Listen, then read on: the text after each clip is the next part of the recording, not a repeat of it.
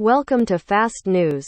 In an interview with Forbes Ukraine published on July 18, Ukraine's Foreign Minister Dmitry Kuleba said Russia's actions were the reason why peace talks could not take place. Mr. Kuleba said that any talks are directly related to the situation on the front line.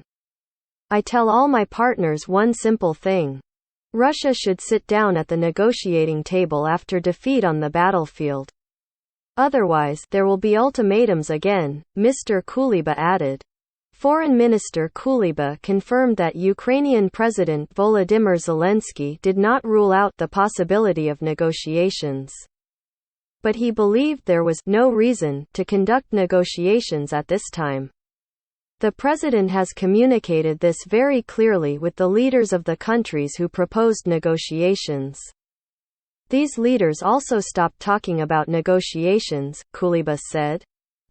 Earlier, Foreign Minister Kuleba said on July 13 that Ukraine's goal in the conflict with Russia is to liberate territory, restore territorial integrity, total sovereignty in eastern and southern Ukraine.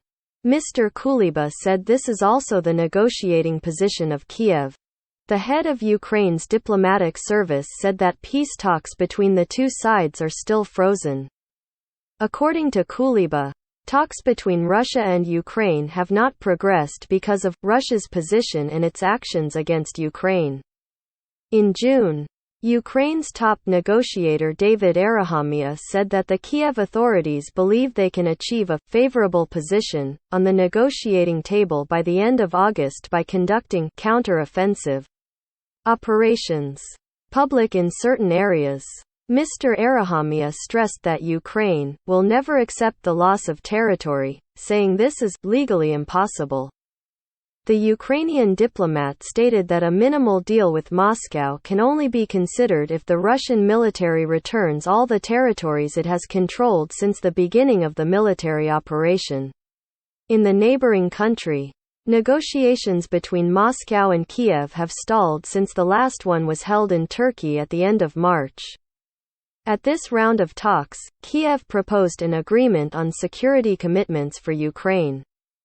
In return, Kiev will accept neutrality.